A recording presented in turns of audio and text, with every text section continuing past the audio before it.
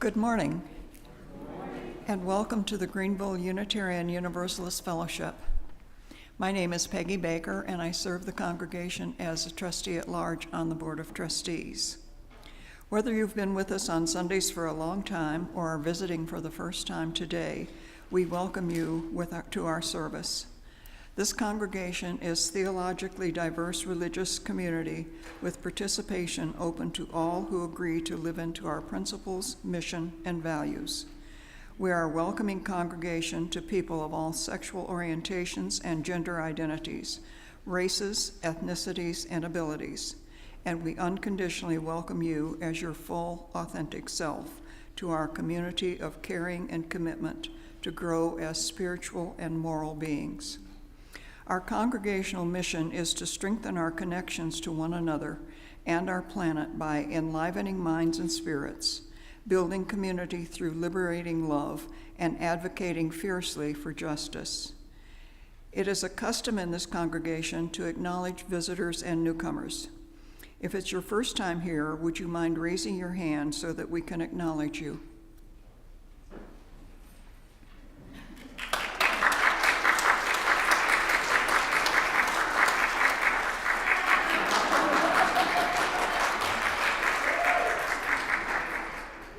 Welcome. Thanks so much for joining us this morning. All are invited to join us for coffee after the service. New and newer folks are invited to grab a green mug located just inside the door of the fellowship hall so we can easily spot you and speak to you during our coffee hour. You are also welcome to fill out one of the green cards that can be found in the backs of the pews so that we can keep in touch with you.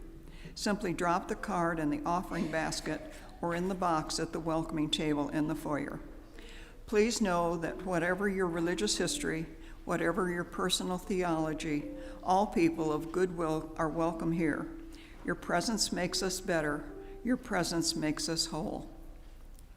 Our service will now begin.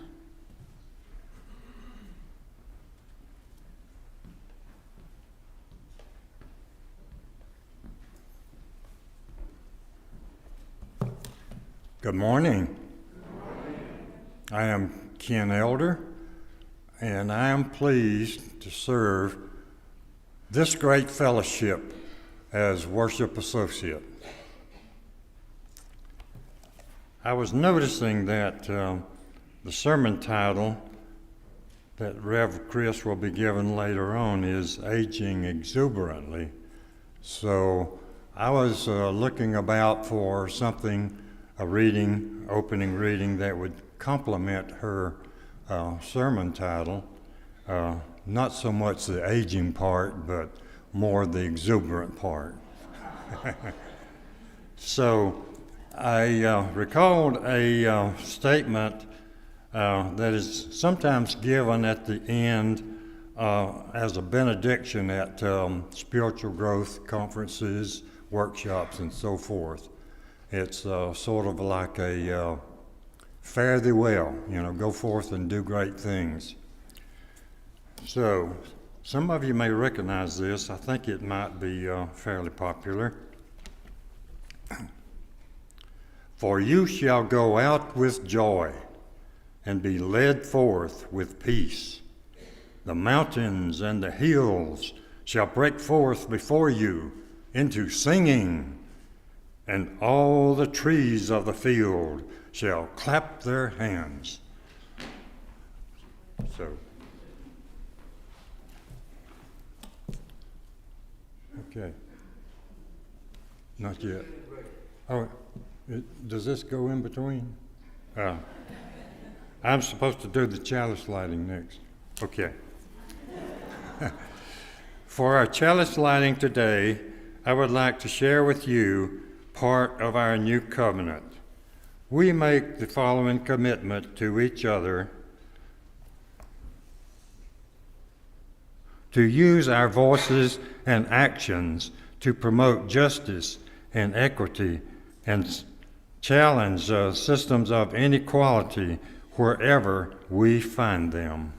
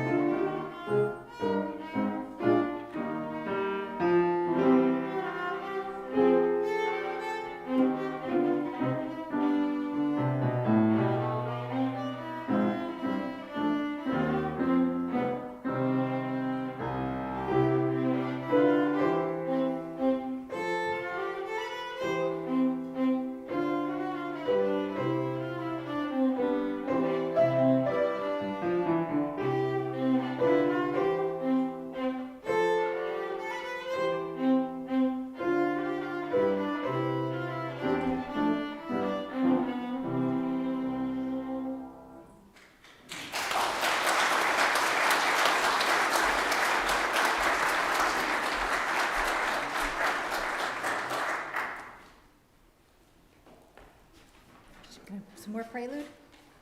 Okay. Good morning, Goof. I'm the Reverend Chris Hockman. Very glad to see all of you here on this St. Patrick's Day.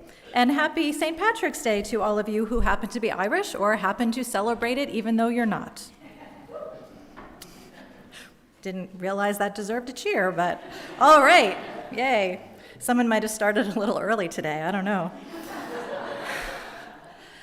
Our call to worship this morning is from Arlen Goff. Thresholds. We cross them every day, from room to room, from outside to inside and back again, from here to there, from anywhere to everywhere, from age to age. Each threshold offers an opportunity for change, for renewal, for transformation, from what we were and what we are to what we can be. In this hour and in this place, we cross a threshold from our day-to-day everydayness into space and time attuned to the other, to the sacred, to the holy, into an awareness of new life pregnant with possibilities. How will we be renewed in this moment? How will we be changed by this hour? How will we be transformed through this gathering of beloved community? Come, you longing, thirsty souls, come, let us worship together. Please rise in body or spirit to sing hymn number 6 in the gray hymnal, Just as Long as I Have Breath.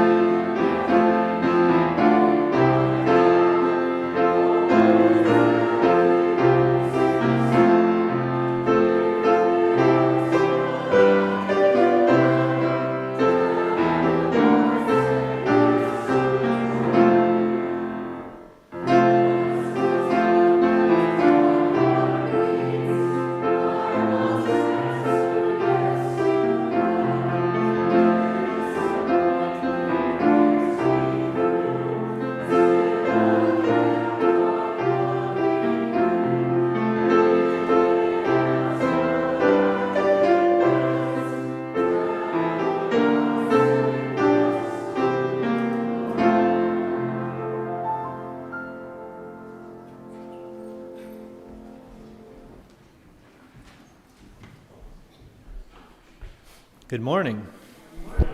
I'm David Funderburk. I'm the Director of Religious Education here at Goof. And I want to mention a couple things before I say a story today. Our Spirit Play class today will be all one class, so if your kid is going to that, they'll be at the last room on the right down the hallway. And also, I wanted to mention that this Wednesday, we're having a family fellowship night at 6 o'clock in the fellowship hall.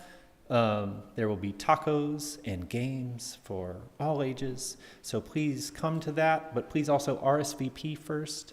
I wanted to mention it because I heard that the RSVP form wasn't working at some point earlier this week, so if you tried to use it and it didn't work, try again. And there are posters in the fellowship hall and in the hallway that can help you sign up. So I want to welcome children or youth or anyone of any age to come up and hear our story up close and sit in the front pews or the floor at the base of the steps.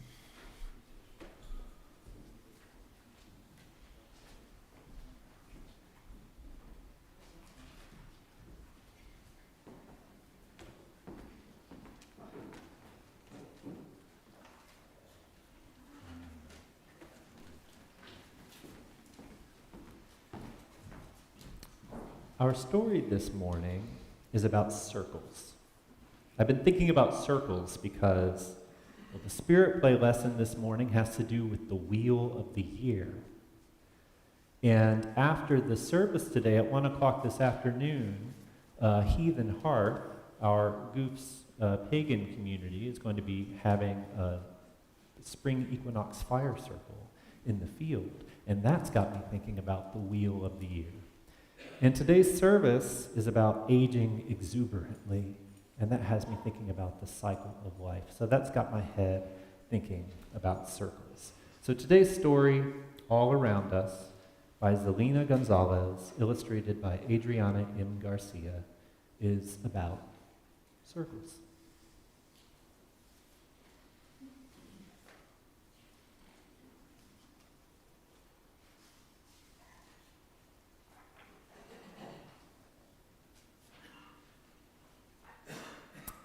Grandpa says circles are all around us.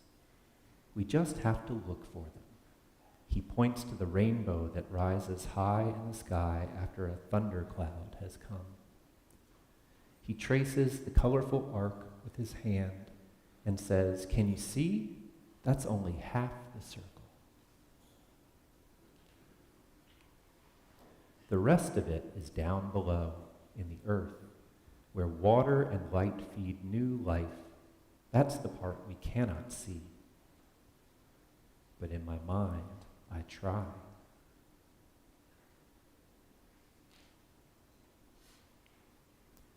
Grandpa and I work side by side in the garden, planting flowers and pulling vegetables.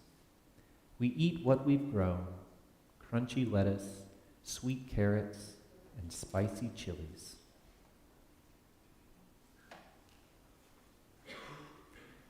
Grandpa saves the stems, leaves, and seeds to bury back in the ground. Here is another circle, he says. What we take from the earth, we return.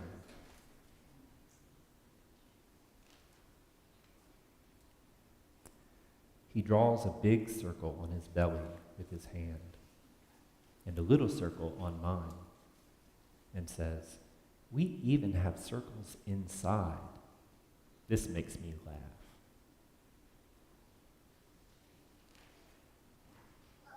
Grandpa and I take a walk around our neighborhood, where we find other circles: the sun, the clock, the bicycle wheels. We stare at the green and brown rings on each other's eyes for a long time. And then we laugh again. He's right. Circles are everywhere.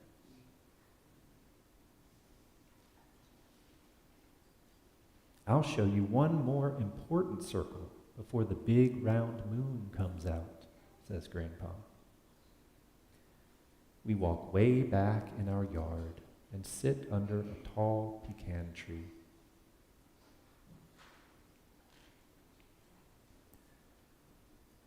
Grandpa seems so sad when he sits here, because this is where we bury the ashes of our ancestors. I don't remember them, but he does.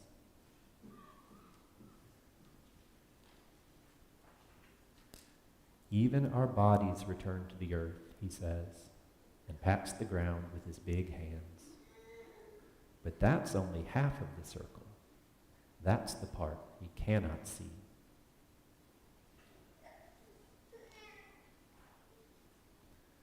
Finally, we walk to the front yard to water our smallest tree.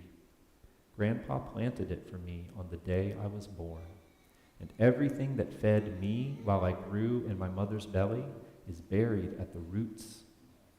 I love bringing water to the apple tree that is already taller than I am.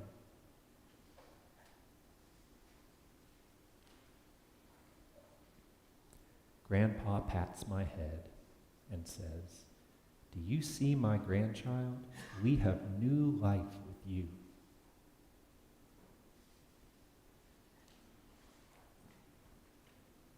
I am part of the circle too, the part we can see. just like a rainbow.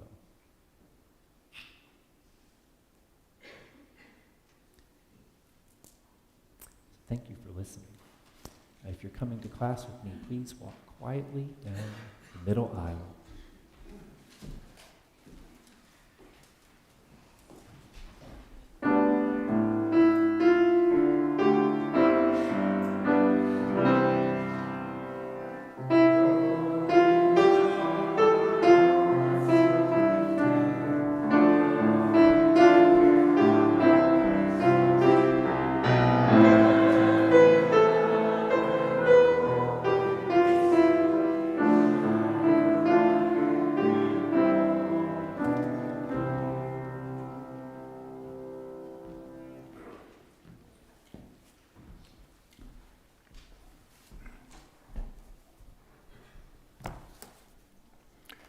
Unitarian Universalism is a grand vision of a world filled with peace and justice, love and joy. That vision is embodied in its congregations. Every congregation depends on each of its members and friends through their commitment of time, energy, and resources to make that grand vision real. Individually and collectively, we are Unitarian Universalists, building a world filled with peace and justice, love and joy. The offering will now be given and gratefully received.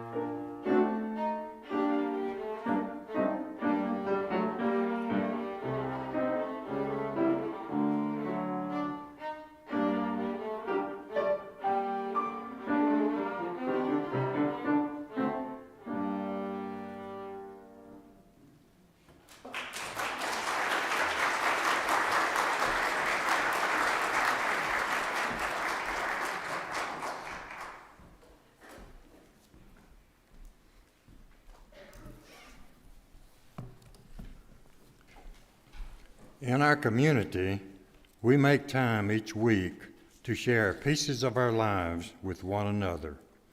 We do this because each person in this community has value. Each person's experience matters. We share our sorrows with one another today, knowing that sorrow comes into each person's life, knowing that together we offer comfort.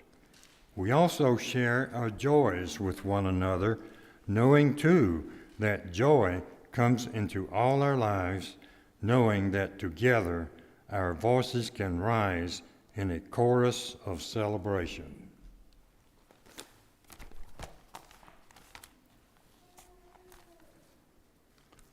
We'll start off with a joy from Clark Bell. Thankfully that so far, with only 88 pledges, we have $236,000 promised, which is almost 60% of our goal. Thank you to those that have pledged.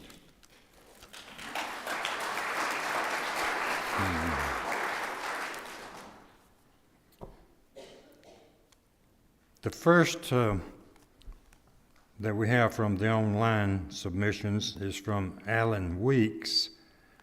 It is hard to believe, but it is 12 years ago this week that Mom died. There was joy in hearing her 1958 record of Schubert's Serenade on the radio, and she sounded great, exactly as I remember her. She despised her children, and she could be nasty, self-centered, and very temperamental, but oh, what a voice.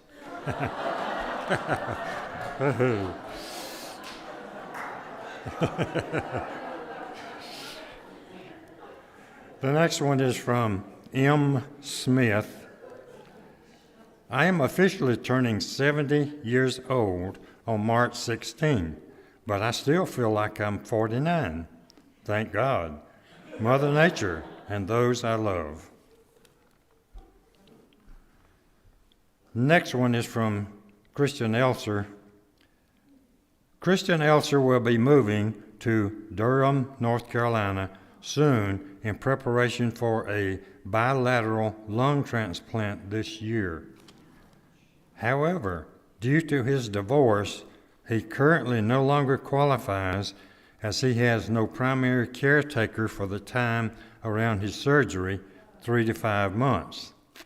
Anyone who might be interested in being a primary caretaker or would like information on how this works, please contact Christian, and it gives his email, christianelser@gmail.com. The next one is from Candy Kern, a candle of joy for what could have been a huge sorrow. Our son in love, Mike, is it law? I thought maybe that was intentional. Our son-in-law, Mike, is back home and recovering well after what was a scary few days following what should have been a routine procedure, after which he coded twice. Prayers, positive energy, and healing thoughts to him and our daughter, Lauren, for his full recovery and the next part of his surgical journey. The next one is from Day, D-A-E. A little while back, I tore a rotary cuff in one of my shoulders. This week, I've recovered enough to be able to lift my arm to almost shoulder height. Yay, he says. The next one is from Lucy Fernandez. Okay. My pacemaker procedure went well this past Monday. Grateful for all the support and care from family and friends. Also, very grateful for medical technology that will make me feel better. And we have one from Alicia Ramirez Sanders. We are very grateful for our new HVAC system. All right. We spent all winter without one. Because of a certain fellowship friend, we were able to save $2,500 on it. He wishes to remain anonymous, and we respect his boundaries, but we are ever so grateful.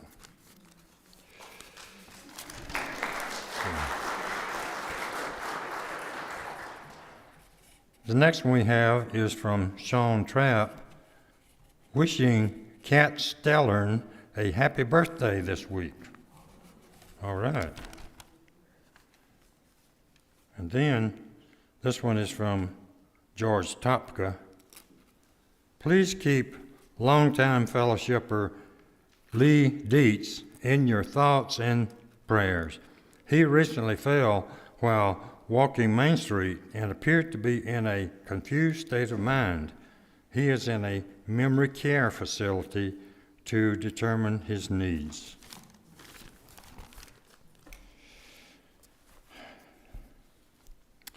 We will light a final candle representing all of the joys and sorrows present in our hearts that yet may remain unspoken. We will now have a moment of silence before the meditation words begin.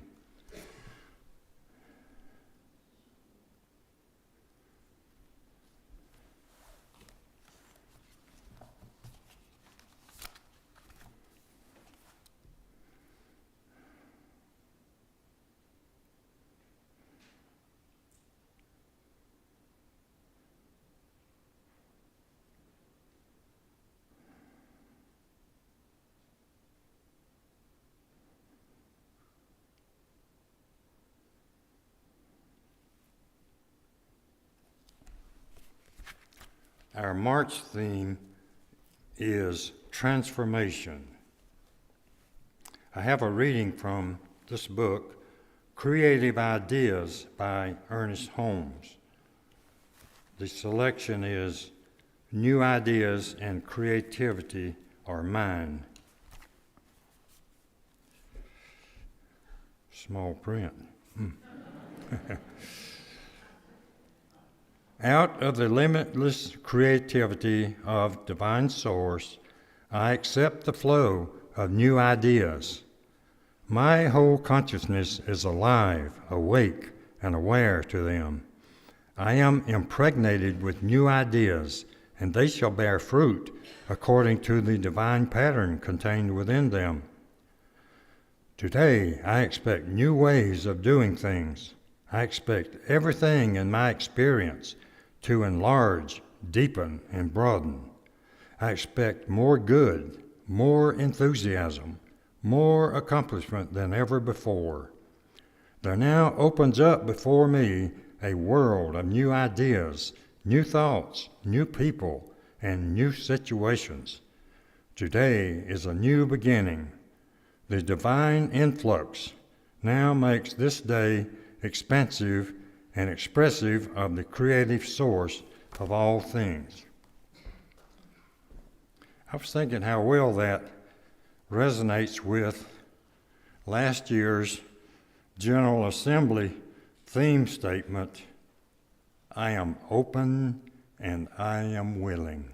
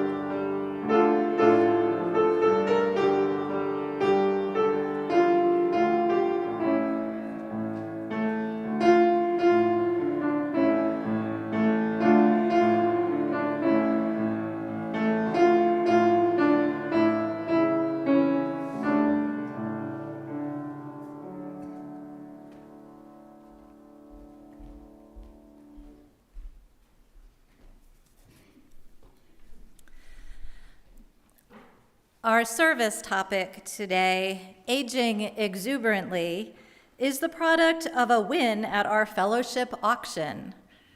Would the winner like me to name them?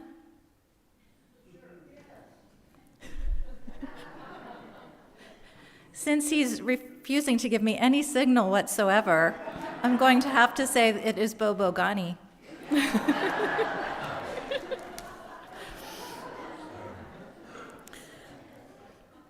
And purely coincidentally, this topic falls during the month we are examining transformation.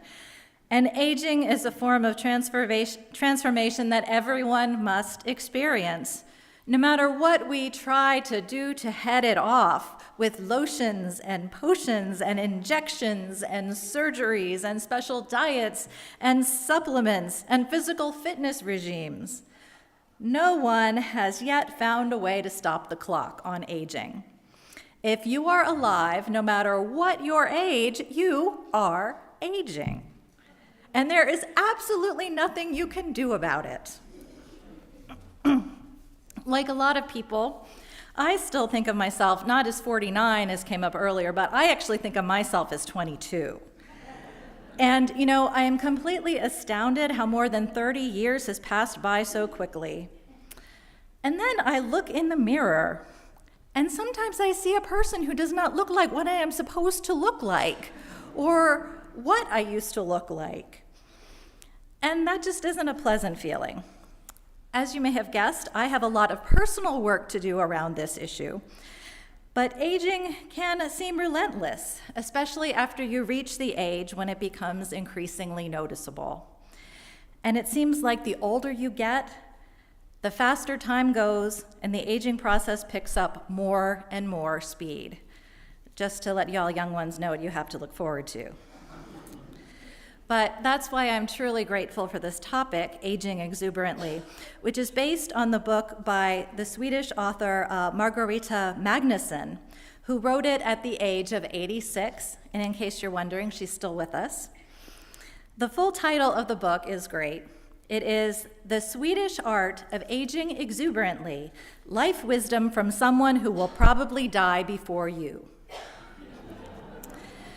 Now, the author's original claim to fame was her book called The Gentle Art of Swedish Death Cleaning, which is all about cleaning out most of your stuff while you are alive so you can live a simpler, less burdensome existence. And the author, in what she calls her Swedish bluntness and lack of sentimentality, also advises people to not leave a mountain of crap behind for our loved ones to clean up after we die. That's Swedish death cleaning. Now, this bluntness, peppered with humor, and not taking herself too seriously is Magnusson's approach to aging. And I'm going to share 3 bits of wisdom she has to offer to those who are experiencing the trials of getting older. And mostly she's speaking of not people who are just getting older, but people who have happened to be maybe 80 years old or so. Because aging is hard, she says, you cannot stop the passing of time and how it affects your body, but you can work to keep a clear and positive mind. You can be young upstairs in your head, even if your joints creak. Now, the first bit of wisdom she has is very Swedish. It's called the habit of kärt besvär.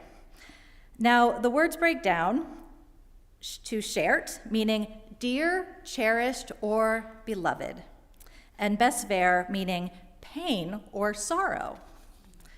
It can also mean a burden or something that is a nuisance. So in English, it would be something like a beloved sorrow or a cherished pain. It's an idea that's also a contradiction, that negative and positive feelings can coexist in our response to our daily routine, to our daily life situation. Magnusson says as you get older, it's easy to be frustrated and complain. There seems to be no other choice than to see every nuisance as something that I must find a way to cherish. So, how can we make the routine, mundane aspects of our lives more joyful? You may dislike going to the gym, but you can cherish the fact that you have a body that can perform all the activities necessary to get fit. I find laundry to be very tedious, but yet I don't have to take my clothes to the river and beat them against rocks. Therefore, laundry seems not so bad after all. Cherishing everyday nuisances is especially important as we get older, when everything we do seems to be a burden because of physical or other limitations. And sometimes these limitations can create boredom and too much free time.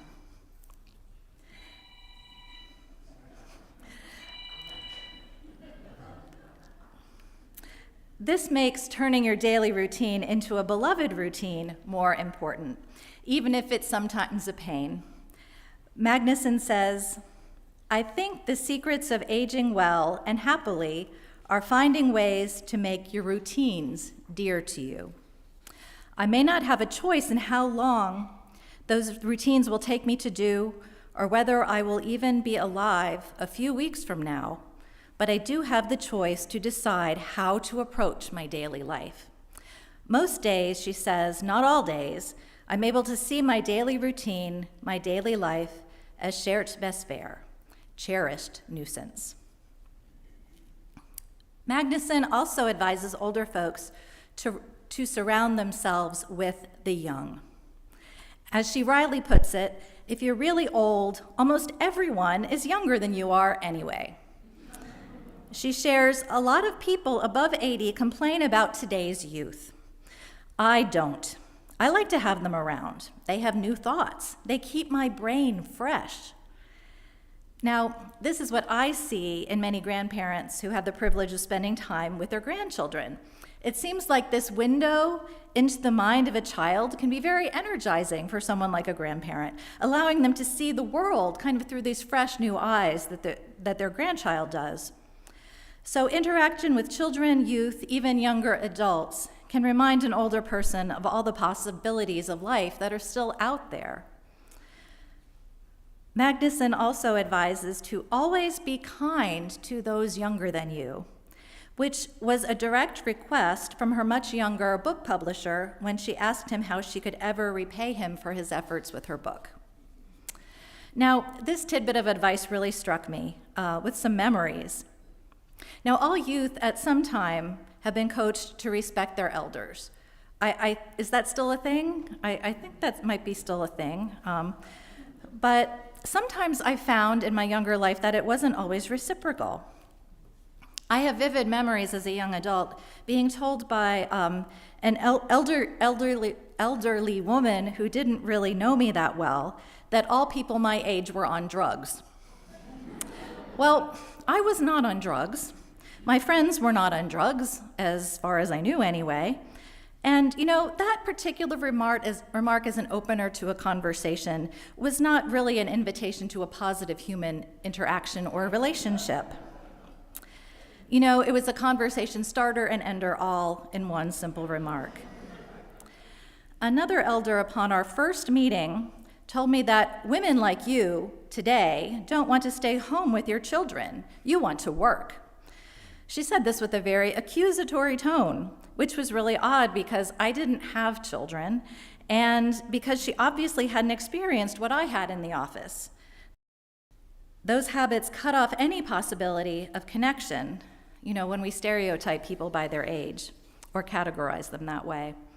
So Magnusson says listening to the young can be a lot more fun and interesting than listening to 80-somethings shaking their fists, waving their canes, and saying everything was better in the old days. She said that, not me. She also sees surrounding yourself with younger people as a way to remember your own younger self and realize that you are the same person. Her advice regarding being with children is just ask them questions, listen to them, give them food. Don't tell them about your bad knee again. And you don't need to have grandchildren nearby or be a grandparent at all to interact with the young ones. In fact, right here at Goof, you can sign up to be a passport pal. We still need about 2 more passport pals. You can see the red table outside there, or if you can catch David. And we can always use folks to teach children's religious education. So if you're feeling a lack of young people in your life, we have a solution for you. You know, it is really such a shame that we live in a society that is generationally segregated in many, many ways. Yet, church is one of the places you can find opportunities to develop relationships with people of many generations. And all of this intergenerational talk, this whole concept brought up another really cool memory for me that I'd just about forgotten. It was about an intergenerational relationship I had when I was a member of the UU Church in Richmond. I was attending an adult RE class, and one of my classmates named Guy Kinman, he didn't drive and he needed rides to and from the class, and I was happy to provide them. He was well into his 90s and, of course, no longer drove. Now, Guy, a one-time Presbyterian minister, now avowed Taoist, was known as Richmond, Virginia's first gay activist, having started way back in the 1970s, activism that never stopped until his death at 100 years old, just several years ago. He was a very pleasant and interesting person to spend time with. After the last RE class, to thank me for my help, he offered to take me out for ice cream, wherein he insisted that I get not one, but 2 scoops. I did not argue. I have to say, having ice cream with a 90-something gay man was probably one of the best dates I've ever been on. But, you know, getting to hear some of Guy's stories of forming the Richmond, Virginia Gay Alliance decades before that was even really a thing, how he initiated this billboard project around town, billboards that said, "Someone you know is gay, ... maybe someone you love." This at a time when very few people were out to their families, and almost no one ever talked openly about being L or G or B or T or Q or IA or plus. But what I remember most is Guy's sharp mind, his curiosity, and his still really deep interest in social justice. He called a lot of elected officials regularly from his retirement community apartment, much to their own chagrin. But most of all, I remember his kindness. Now that I think back on it, Guy was a prime example of aging exuberantly, and it was church that provided me the opportunity to get to know him.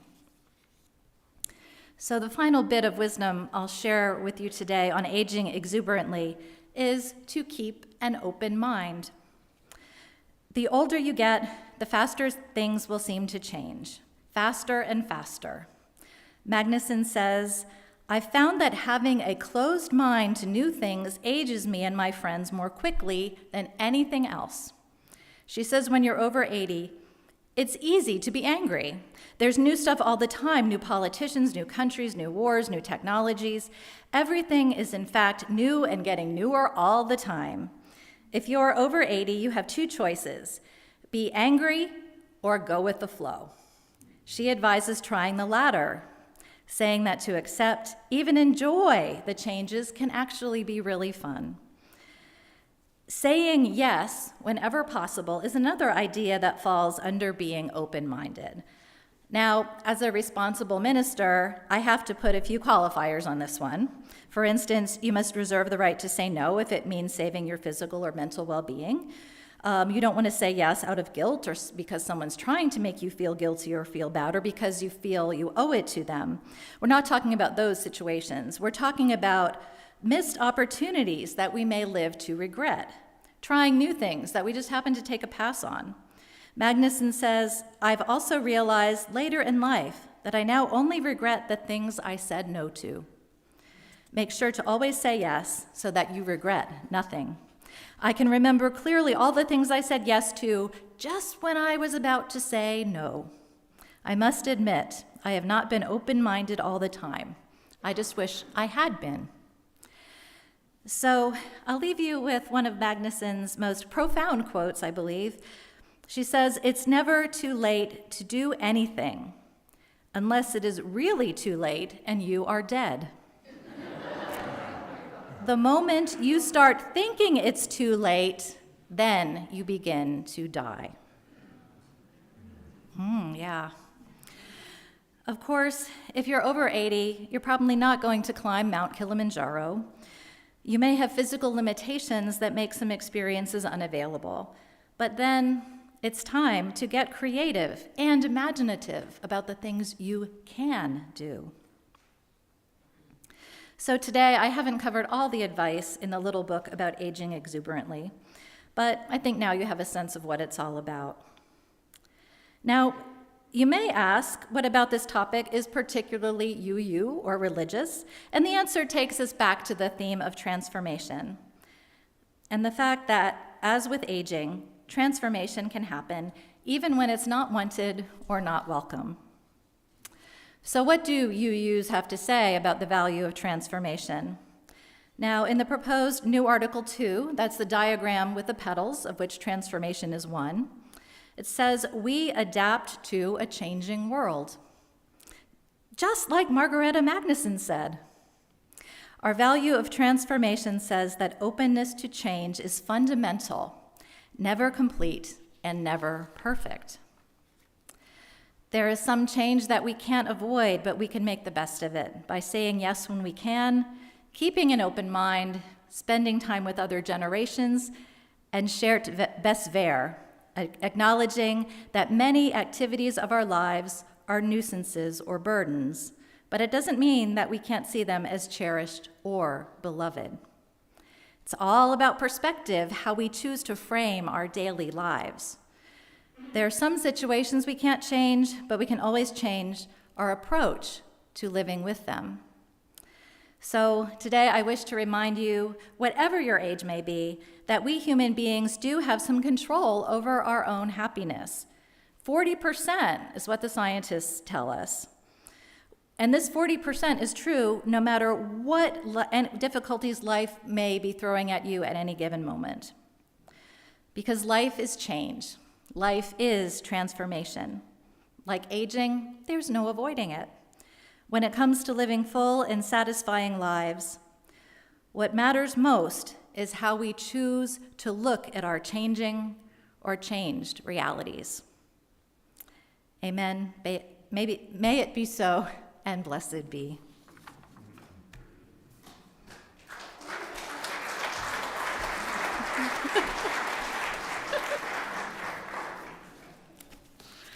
All right. We're going to sing a song about life now. Please rise and body your spirit to sing hymn 354 in the gray hymnal, We Laugh, We Cry.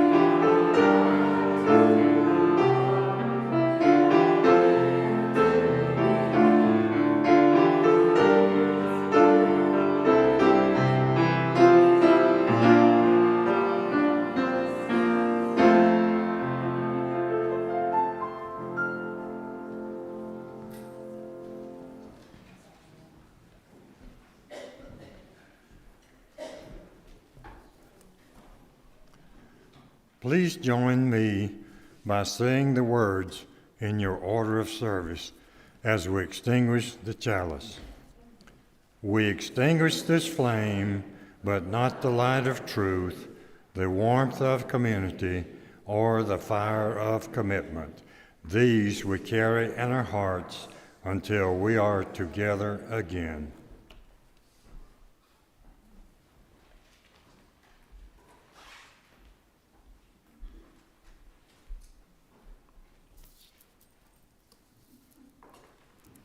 Before I share our closing words, I would like to say that the UU elevator speech is still open and meeting at 12:30 in the Founders Room. All who are interested are welcome to join in. The closing words today are from Emily Richards. May you leave this time together changed. May the promises you have made to yourself about who you want to be feel closer to the reality of who you are right now. May you share that feeling of transformation wherever you go. May it spread into every word, deed, thought, and interaction until we are all changed, transformed, and transforming together, becoming our better selves. Dear ones, go in peace, return in love, and blessed be.